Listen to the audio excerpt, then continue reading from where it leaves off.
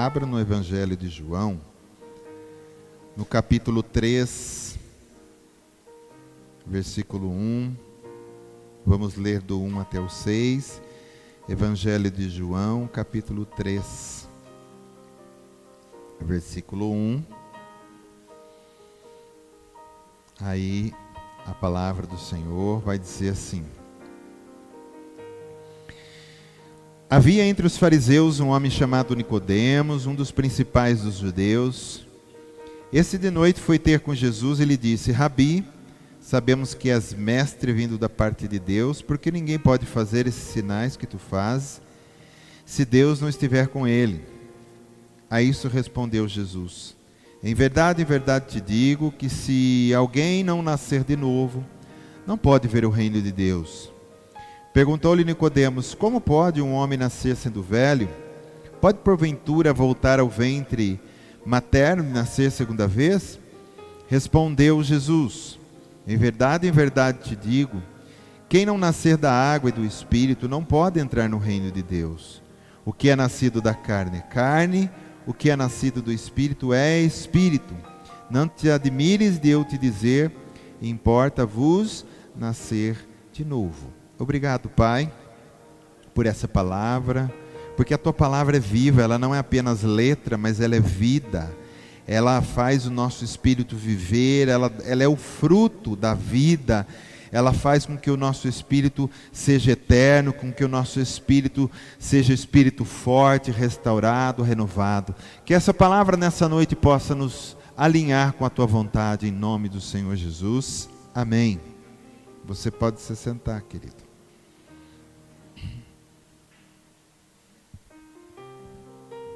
Essa palavra é onde Jesus fala aqui a Nicodemos, um dos principais do sacerdote, o que ele tinha que fazer para entrar no reino. Eu quero só repetir de novo o versículo 3, depois vou pular para o versículo 5. Em verdade te digo que se alguém não nascer de novo, há uma condição aqui, se. Quando Jesus põe um se é porque não pode pular aquilo.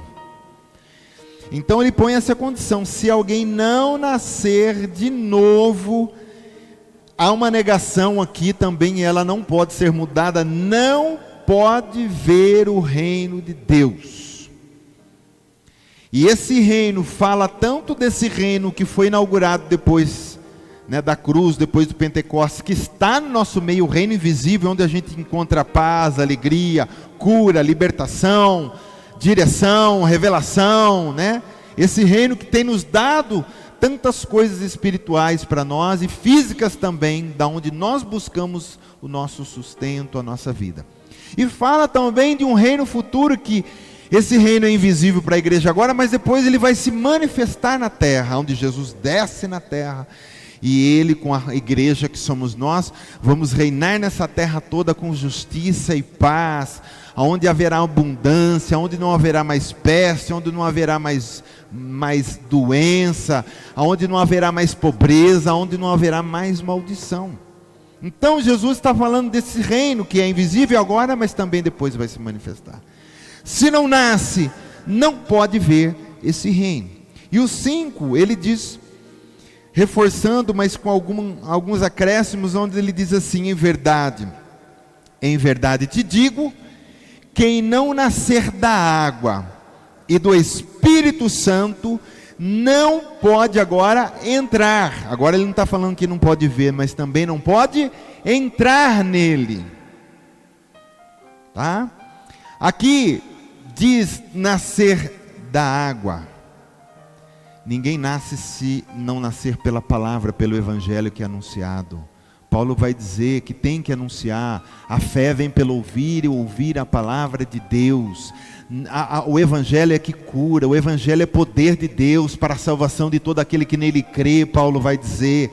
O evangelho tem poder de transformação. O que Jesus está dizendo: ninguém nasce se não começar pela minha palavra, e também ninguém nasce se não receber o meu Espírito. Os dois andam juntos. Não pode entrar no reino de Deus quem não passar pela palavra, quem não passar pela regeneração do Espírito Santo.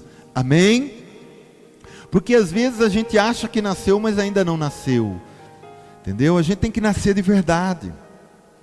Só que aqui vai dizer assim, o nascer de novo aqui significa romper, desligar, com o objetivo de entrar no reino.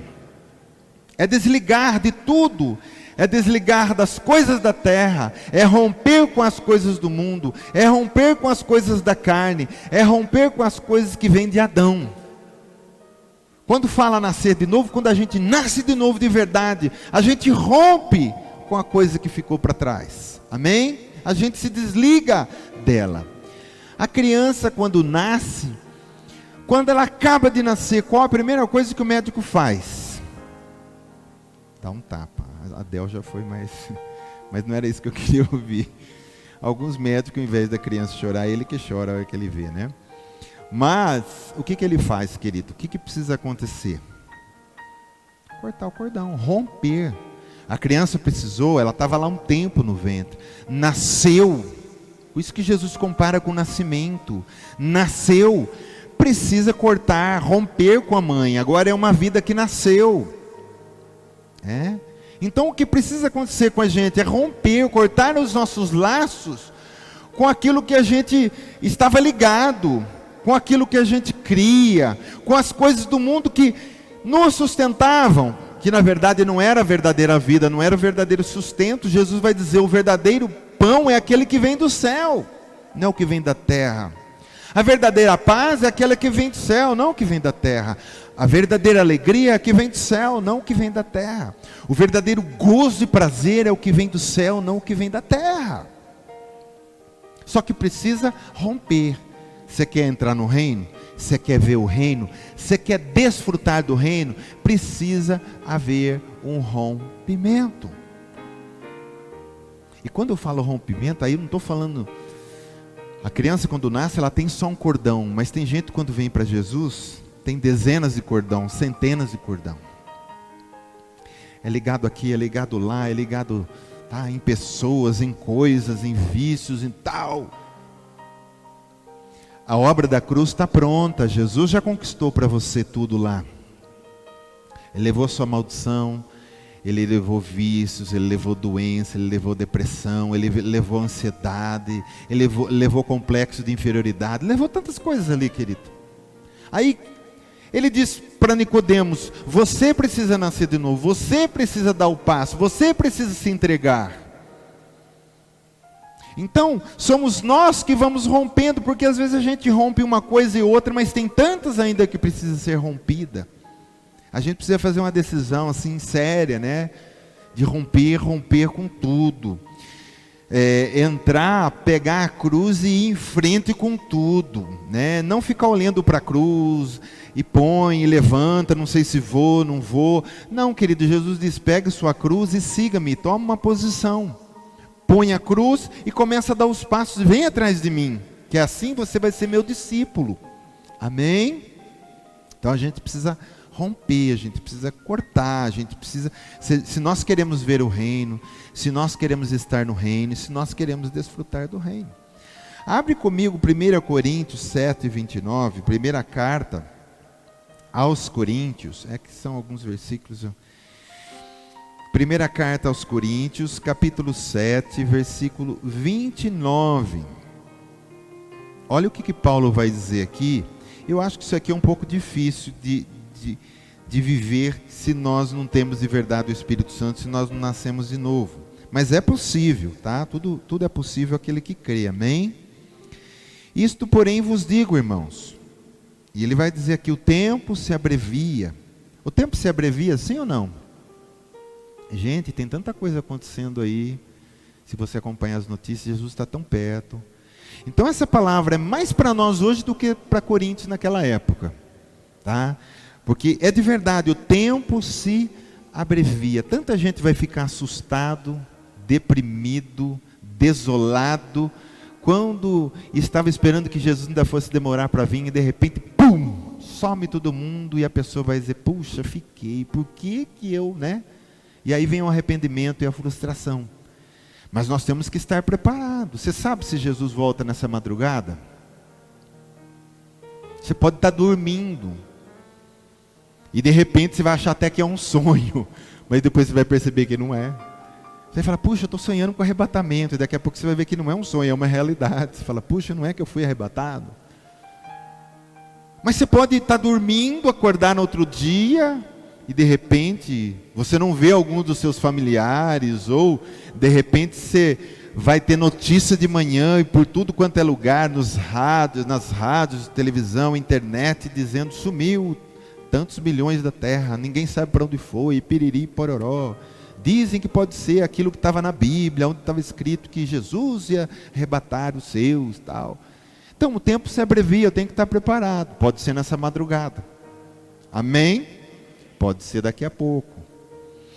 E aí vai dizer assim, o tempo se abrevia. O que resta é que não só os casados sejam como se não fossem. Não está dizendo que você que é casado vive como solteiro, entenda. Os que casado como se não fosse, quer dizer, está tão perto de sair para o céu e as coisas do céu, lá não tem casamento, lá não tem marido, não tem esposa. Então já vai preparando como se você nem fosse. Fica preparado para isso, tá? Mas os que choram como se não chorassem, porque você vai ter consolo. Os que se alegram como se não se alegrassem, porque as coisas desse mundo que traz alegria, ela também não serve para nada. Os que compram como se nada possuíssem. Essa semana eu tenho certeza que você comprou, que você vendeu, que você fez coisas, mas compra como se você não tivesse nada. Cada coisa que você possuir como se você não tivesse, porque se o tempo se abrevia e você vai embora daqui, o que você comprou não é seu, fica aqui. Amém? Então, o que você vai adquirindo, isso aqui está falando tudo de rompimento. Sabe, compra, tem, mas como se você não tivesse. Quer dizer, você já está rompido com essas coisas. Porque não pode servir a Deus e as riquezas. A gente não pode colocar toda a nossa força, toda a nossa saúde, toda a nossa energia psíquica, né? Porque a gente quando fica deprimido, triste, falta energia na cabeça, sabia disso?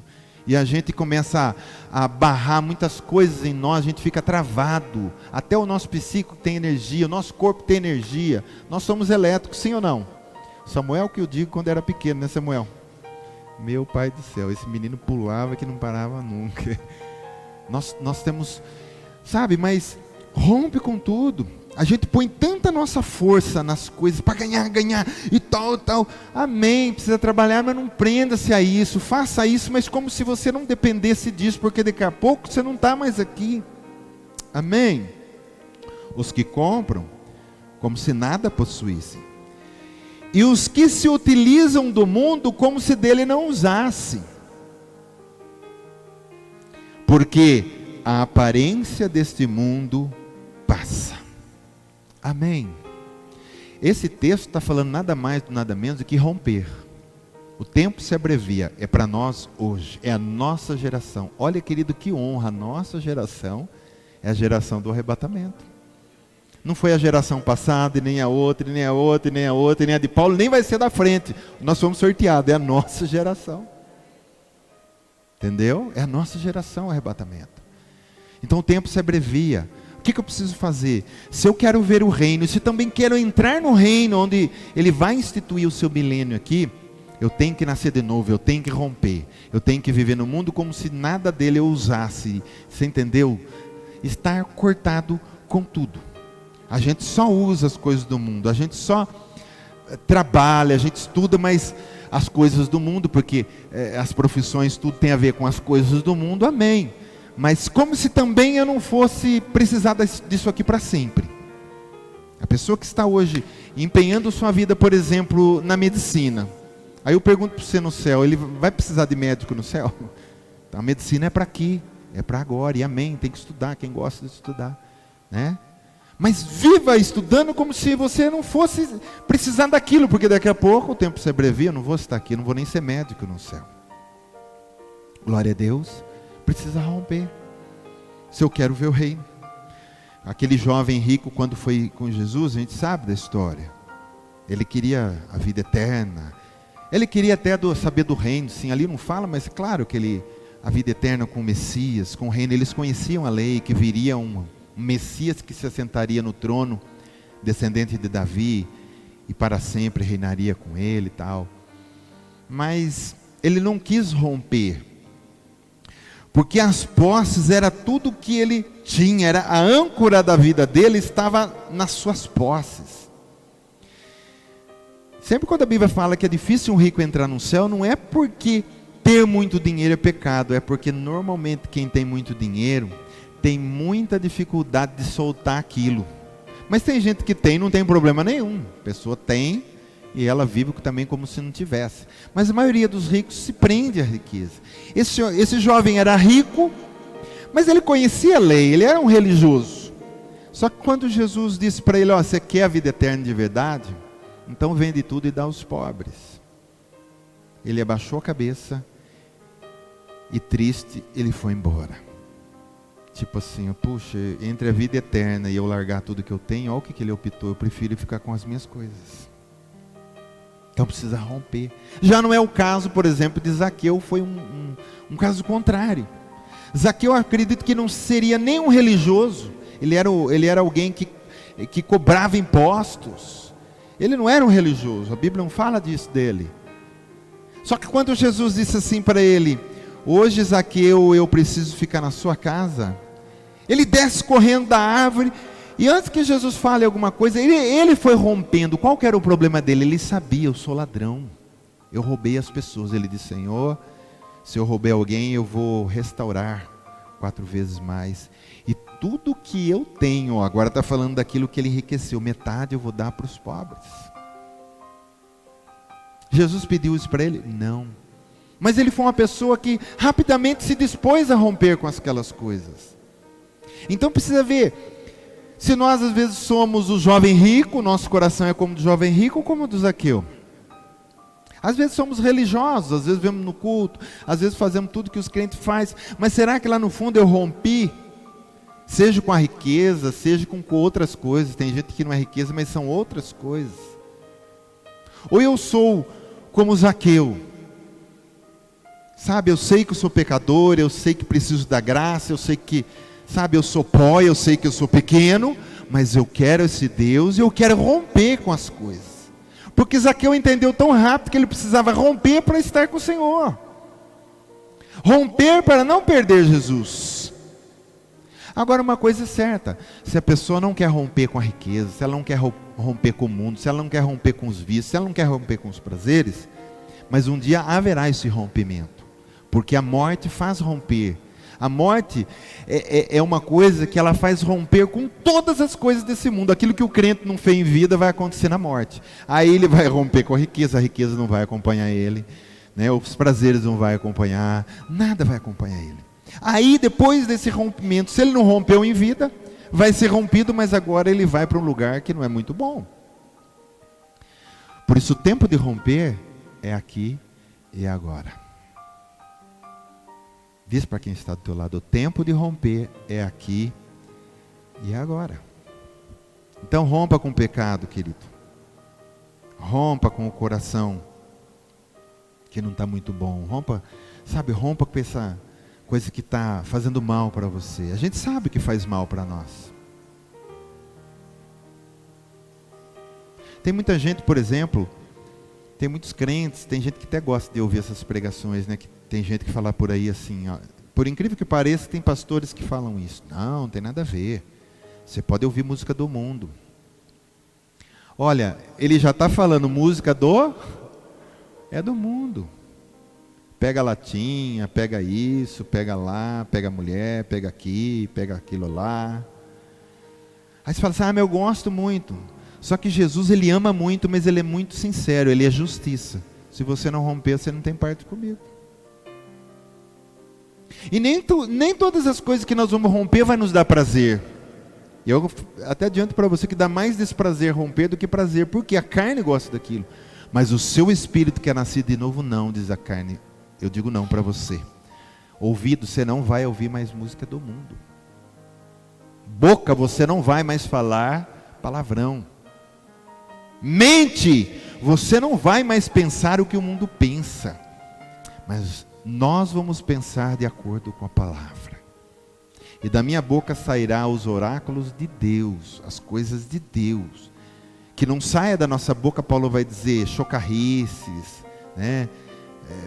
Que não saia gritaria. A palavra do Senhor nos direciona para isso. Amém? Você está entendendo? Você tem que estar disposto a romper. Porque se não romper, não entra no reino. Quando nós tivermos um milênio, você vai ver que vai estar no milênio só pessoas que romperam. As que não romperam não vão estar lá. Porque é um preço que se paga. A salvação é grátis, é de graça. Mas para entrar no reino você tem que pagar um preço. Para seguir a Cristo você tem que pagar um preço. Para Ele ser seu Salvador não precisa tanta coisa. Você aceita Ele, mas para Ele ser seu Senhor você tem que entregar tudo.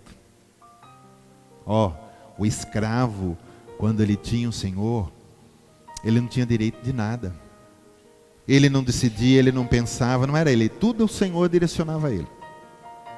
Agora pode descansar, ele ia. Agora eu quero que você faça isso, ele ia. Querido, não é que Jesus nos trata como escravo desse jeito. É claro que ele é um Senhor, mas ele é um Senhor bondoso e misericordioso. Mas o princípio é o mesmo. Porque o escravo, ele estava rompido com tudo.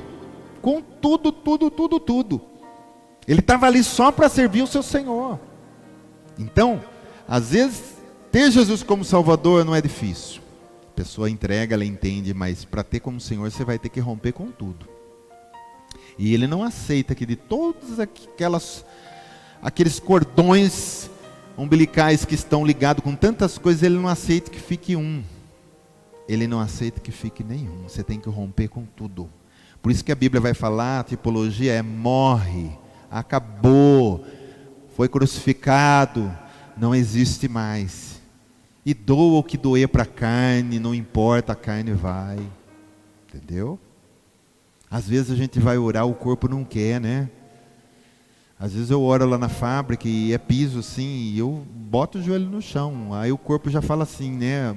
O corpo fala também, viu gente? Fala, mas você vai botar o joelho nesse piso, ai que dor. Não importa, eu vou ter meu momento de joelho. A hora que eu não aguentar mais, que tiver adormecido, aí eu levanto. Eu estico, mas eu quero me prostrar na presença daquele que é digno de receber adoração. Tá? Então se a gente for ficar procurando só a coisa que me dá prazer, a gente não vai muito longe não. Amém, querido? Então o que acontece hoje? Quando Deus tirou o povo do Egito, levou para o deserto, não demorou muito, isso aí foi pouco tempinho, sabe? Atravessaram o Mar Vermelho, tal, já pararam lá no monte, Horebe. Moisés já rapidinho subiu no monte e ficou quantos dias lá? 40 dias. Agora se imagine, você tinha um líder, ele foi lá, ele estendeu, né? Tudo bem que não foi ele, mas Deus falava com ele, ele estendeu a vara, abriu o mar, passaram, ele estendeu de novo, fechou, matou. Sem contar as 10 pragas que aconteceu lá, foram coisas maravilhosas. De repente esse líder sobe num monte que não é baixo, é um monte muito alto, e não vem mais. Como é que o povo ficou? Rapaz, o negócio está feio aqui. É o seguinte, vamos fazer para nós um Deus. Que Deus que eles fizeram? Qual era a forma? Bezerro. Por que bezerro? Porque no Egito tinha essa tradição, essa coisa deles de cultuar bezerro, que é Deus da fertilidade. Ele não era bezerro, era jacaré, era um monte de coisa, falcão, tudo que você pensar de bicho, eles tinham. Mas o bezerro era muito cultuado.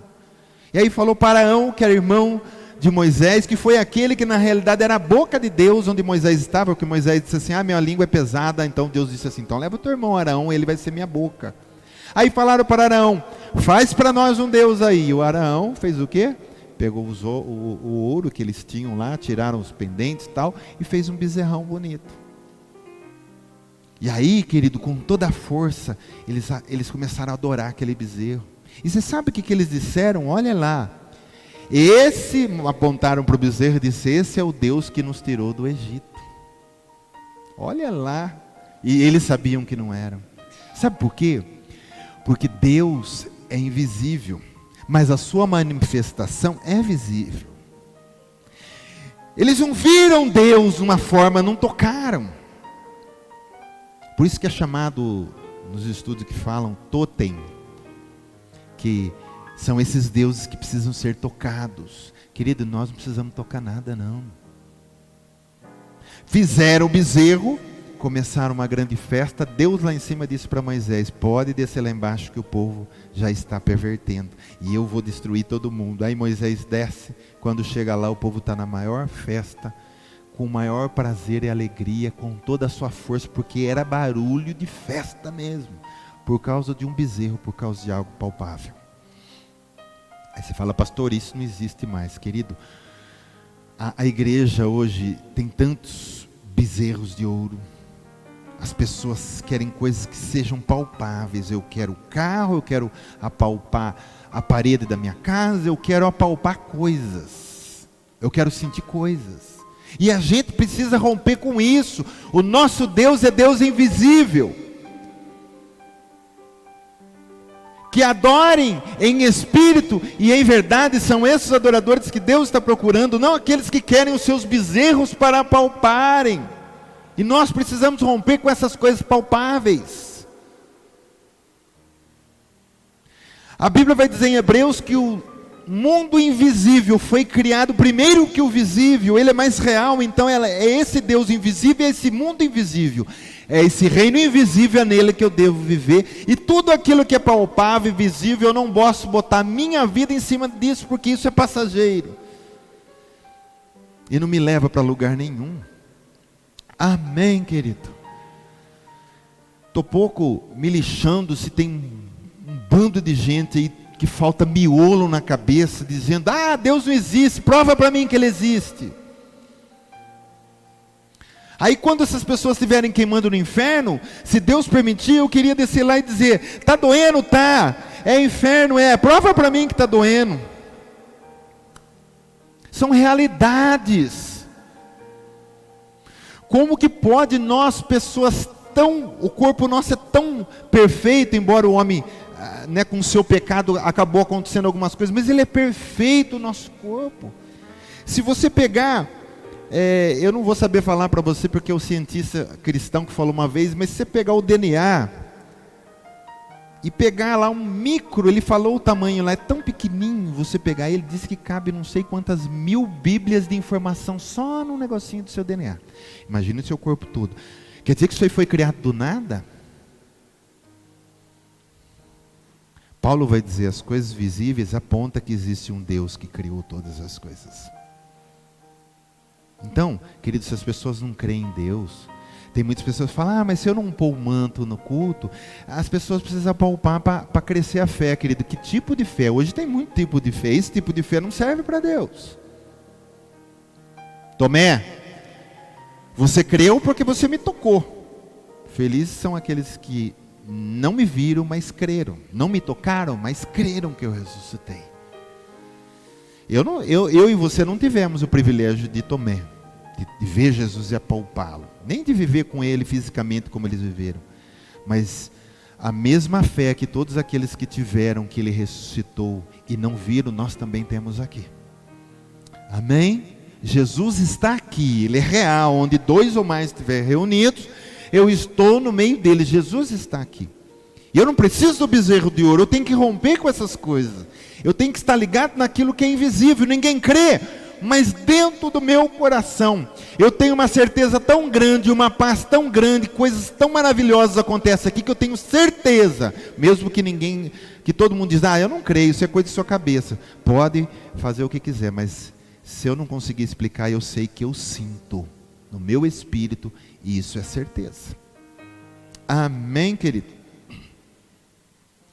O Lucas 17:31 vai dizer assim, só vou ler rapidinho para você. Que diz assim: naquele dia, está falando da grande tribulação que vem por aí, são 7 anos, ainda não chegou, mas diz assim: naquele dia, quem estiver no eirado e tiver os seus bens em casa, não desça para tirá-los, e de igual modo, quem estiver no campo, não volte para trás. O que está querendo dizer aqui? Eu usei esse texto porque ele não tem a ver conosco, mas também serve para a gente fazer uma aplicação aqui. Porque daqui a pouco a igreja vai ser arrebatada e começa-se, ou talvez a gente entre no comecinho, mas tem 7 anos de tribulação. Então quando estiver no finalzinho, está falando para os judeus que não creram em Jesus, que crucificaram Jesus lá atrás, e aqui eles acharam que o falso Cristo seria o Cristo verdadeiro, depois eles vão ver que não é, mas bem no finalzinho, eles vão ser perseguidos. Jesus está dando uma dica para eles aqui lá no futuro, ó. Quando você estiver no eirado, e chegar esse dia, naquele dia, não desça para buscar os bens da sua casa. Eu estou deixando ouro, prata. E diz, quem estiver no campo, também não volte para trás. Sabe o que serve isso para nós? Jesus também está voltando para nós agora. Primeiro ele volta para a igreja, depois para os judeus. E Jesus está deixando essa mesma ordem. Não fique buscando as coisas, não fique preso nas coisas, não fique voltando para se apegar às coisas. É tempo de nós nos desapegarmos. É tempo de você estar preparado para o encontro comigo, porque Jesus logo vem buscar esses judeus. Por isso que ele está dizendo, não volte para trás não. Daqui a pouco eu piso na terra e vocês vão reinar comigo. É isso que Jesus está dizendo. É um reino que vem por aí. Jesus está dizendo para nós a mesma coisa, não volte para trás. Se a gente tem que voltar, a gente tem que voltar no que diz Apocalipse. Volte às primeiras obras. Volte ao primeiro amor. Mas não volte ao pecado. Não volte ao vício. Não volte aos prazeres. Não volte para isso. Mas volte às primeiras obras. Volte ao primeiro amor. Amém, querido? Estamos hoje na condição que estava Ló. Deus ia destruir Sodoma e Gomorra. Não deu tempo e também não foi permitido que Ló pegasse todas as suas coisas e colocasse na costa e fizesse mochilas e se preparasse, porque o negócio é rápido. Não dá tempo. E outro também, né? Aí disse para ele, vai e não olhe para trás. A mulher de Ló, que estava muito apegada à cidade, às coisas de lá, ela quis olhar. E quando ela olhou, o que aconteceu? Ela virou uma estátua de sal. Jesus disse agora de pouco aqui em Lucas, quem estiver no campo não volte para trás, não olhe para trás. Nós não fomos chamados para ficar olhando as coisas do passado e presos às coisas do passado. Nós somos um povo que fomos chamados para olhar para o futuro, para a esperança, para o nosso alvo, nosso lugar de origem. Amém? Então nós estamos na mesma condição de Ló. Por isso que Jesus disse que vai ser como nos dias de Ló. Vem aí grande julgamento sobre Sodoma e Gomorra, toda a terra. E ele está dizendo para nós, sai daí gente, vocês estão dentro da igreja, no corpo de Cristo. Saem desse lugar e vão para o outro. Desvinculem, rompem. Porque tem gente que ainda está em Sodoma e Gomorra. E daí o que vai acontecer? A ira de Deus virá sobre essas pessoas. Seus genros, o Ló tinha filhas, né? E tinha os genros.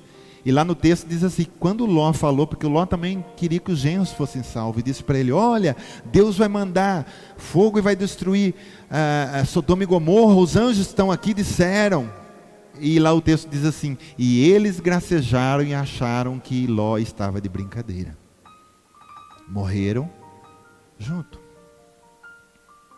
Então Deus não está de brincadeira, querido, Ele é sério. Ele está dizendo para a gente, olha, sai, rompe, corta os cordões que estão presos, mude de vida. Amém? Mude de vida. Deus pede nessa noite para cada um de nós, eu quero que vocês mudem. Eu quero que vocês sejam irreconhecíveis pelos outros. E quanto mais estranho nós estiver para as pessoas do mundo, melhor vai ser. Eu vou entender que realmente eu mudei. Amém? É tempo de buscar, diz assim comigo, é tempo de buscar o reino. O que diz Mateus 6:31, 33?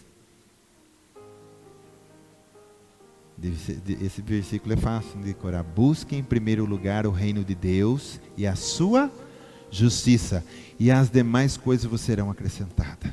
Não se preocupe em se prender com as coisas do mundo para ter o seu sustento. Ele diz, busca o meu reino. Que reino? Esse reino invisível, que é a justiça, paz e alegria no Espírito Santo. Busque as coisas do alto, busque presença, busque comunhão comigo. e eu cuido das coisas do mundo que você vai precisar. Só que a igreja de uma maneira geral não consegue viver isso aí, é difícil, né? Ela não consegue, ela é teimosa, ela busca primeiro as coisas do mundo, depois do reino. Ela quer primeiro resolver os problemas dela, depois do reino. Aqui está dizendo, não, é tempo de buscar o reino. Busque o reino. Porque Deus não quer livrar, querido, nós só da ira vindoura. Ele quer também dar para nós um reino. Olha que coisa maravilhosa. Só de livrar nós da ira vindoura já está bom demais, não está? Mas Ele quer livrar da ira vindoura e nos dar um reino. Porque nós herdamos, porque a Bíblia diz que nós somos o que de Cristo? Co-herdeiro. Tudo que Cristo herdou também nós herdamos. Ele é o irmão mais velho, mas também dividiu tudo conosco. Ele vai reinar no reino, mas nós vamos estar reinando com Ele. Diz a palavra do Senhor. Amém? Então Ele não quer livrar a gente só da ira, Ele quer dar um reino para nós. Deus não quer que você seja apenas salvo, mas Ele quer dar uma recompensa para você. Diz assim comigo, o reino de Deus é recompensa. Você sabia? Reino de Deus é recompensa. Olha algumas frases que eu pus aqui para você pôr no seu coração e você não tire mais daí. Diz assim comigo, salvação é pela fé dos pecadores. Entendeu? Toda pessoa que é salva, ela exerceu uma fé e ela era pecadora. Agora, reino é pelas obras do cristão. Aí que entra o galardão que a gente fala lá. O galardão são privilégios que nós vamos ter no reino. Para ser salvo é pela fé. E reino? Reino é recompensa, reino é pelas obras. O que eu sou aqui na terra, o que eu resplandeço, aquilo que eu levo de Cristo, aquilo que eu sofro para testemunhar. Deus está olhando isso e vai ter para nós a nossa recompensa nesse reino. Glória a Deus. Salvação é presente, porque Deus dá. Agora, reino é recompensa por trabalho, pelas obras. Você não é salvo por obras, mas pelas obras você tem recompensa. Agora Deus dá um presente à salvação. Amém. Essas coisas que nós temos que ver, querido. Amém? Então viva mais para o reino e menos para você. Diz para quem está do teu lado, viva mais para o reino e menos para você. Se desconecte. Ó, desconectado. Saiba que o tempo todo que você está amanhã trabalhando, indo, vindo, você está dentro de um reino. Você foi transportado para lá. Viva nele.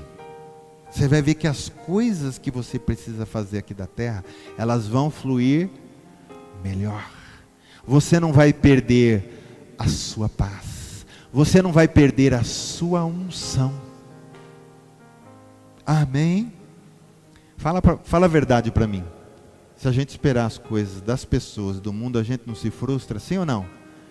Por isso, aprenda você nunca depender ou nunca se apoiar em homens, porque homens falham. Pessoas falham, pessoas entristecem a gente. Olhe só para Cristo e dependa só de Cristo, porque Cristo nunca frustrou nenhum dos seus, Cristo nunca entristeceu nenhum dos seus, Cristo nunca abandonou nenhum dos seus. A Bíblia diz que Ele amou os seus e até o fim foi por eles e foi até a cruz. Então uma pessoa dessa nunca vai abandonar a gente. Esse é o Deus verdadeiro. Agora se a gente fica dependendo do fulano, porque o cicrano agora me pisou na bola, porque o João, porque... Esquece, querido, o homem é tudo falho, o homem é tudo pó.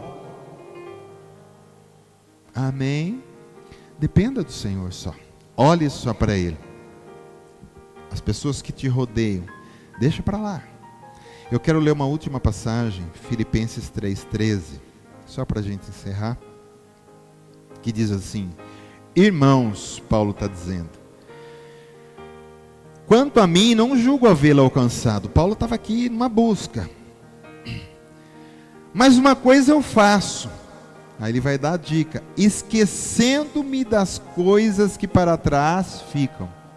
O que você faz com as coisas de trás? Você esquece. você rompe com o passado, você rompe com as coisas lá de trás. Tem gente que passa 20, 30 anos encronhado com uma coisa lá atrás, está num cativeiro lá atrás, não vai para lugar nenhum porque não perdoa o pai, não perdoa não sei o quê, porque fulano fez isso. Às vezes o cara já é o defunto, já morreu e ele está lá dentro do túmulo com o cara preso e não libera. Ou fica lembrando das coisas do mundo que foram boas. Paulo está dizendo assim, ó, uma coisa eu faço, eu vou esquecendo das coisas que ficam para trás. O que você já andou, as pegadas que estão para frente, amém. Se preocupe em dar o próximo passo. Não fica olhando para as pegadas que ficaram, como foi lá. Vai embora. Esquece o passado, esquece as coisas ruins, esquece as coisas do mundo, esquece. As vantagens que você tinha, você não tem agora, às vezes. Para Paulo, ele teve uma desvantagem, sim ou não? Ele era um líder, ele era um fariseu, ele era da elite dos religiosos. Por causa de Cristo ele perdeu todos esses privilégios. Ele tinha vida boa, agora não tem mais, agora ele passa até fome. Mas ele sabia para onde ele ia. Eu estou rompendo aqui, não olho mais para as coisas de trás e estou olhando para o alvo. Ele vai dizer assim, para a gente encerrar: esquecendo das coisas que para trás ficam e, olha lá, tem que ter essa coisa aqui, avançando para as que diante de mim estão. É aquela coisa do propósito. Deus tem propósito para amanhã, depois da manhã, esse mês, esse ano, o ano que vem, e a gente tem que olhar para as coisas que Deus está colocando na minha frente. O que passou já foi, o que eu não fiz, não dá para fazer mais. O tempo que eu perdi não tem como recuperar, não volta, o relógio não tem como voltar. Então, avançando as que diante de mim estão, prossigo para o alvo, para o prêmio da soberana vocação de Deus em Cristo Jesus. Qual que é a nossa vocação? Ser filhos de Deus eterno.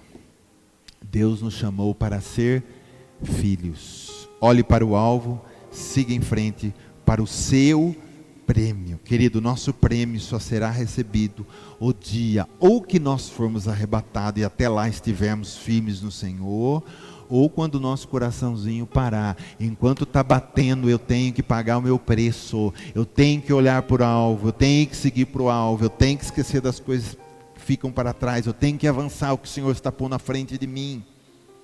Amém? Dá para romper, sim ou não?